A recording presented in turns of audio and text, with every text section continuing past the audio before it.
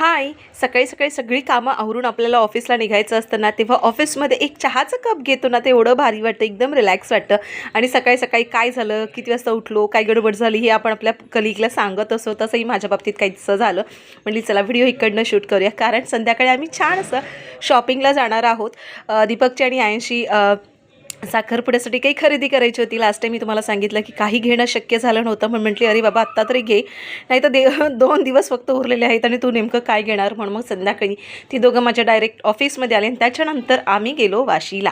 So थोडीशी पेटपूजा केली होती, चहा आणि सोबत समोसे वगैरे खाल्ले होते, जिलेबी घेतली होती. इथे मनमोहन स्वीटवाल्याची जिलेबी प्रचंड मला आवडते, ती तिकडनं घेतली. त्यानंतर आम्हाला जायचं होतं, पहिलं दीपकचं आवरायचं होतं, म्हणून दीपकचं वरपक्ष ह्या एका शोरूममध्ये गेलो आणि तिथे काही कपडे तो बघत होता, त्याला आवडले नाही.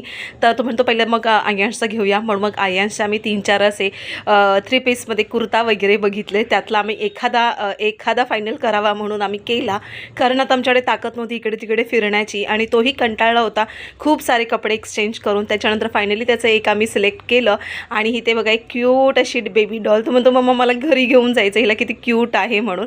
त्यानंतर मग आम्ही दीपकचे काही कपड्यांसाठी गेलो होतो आणि तिकडे एक मला आवडला पण त्याला आवडत नव्हता, त्याला आवडला तर मला आवडत नव्हता, असं चालू होतं. मग मी त्याला म्हणाली की अरे बाबा तुला जे घ्यायचं आहे तू घे, कारण आता माझ्यामध्ये तेवढं हे पेशन्स उरले नाही आहेत, कारण 10-10:30 वाजले होते. त्यानंतर आम्ही काही स्वयंपाक करणार नव्हती, म्हणून बाहेरच आम्ही खाऊ केलं होतं एका हॉटेलमध्ये. त्याच्यानंतर घरी यायला थोडासा उशीर झाला. सो असा होता मिनी ब्लॉग. आवडला तर नक्की फॉलो करा. चलो बाय.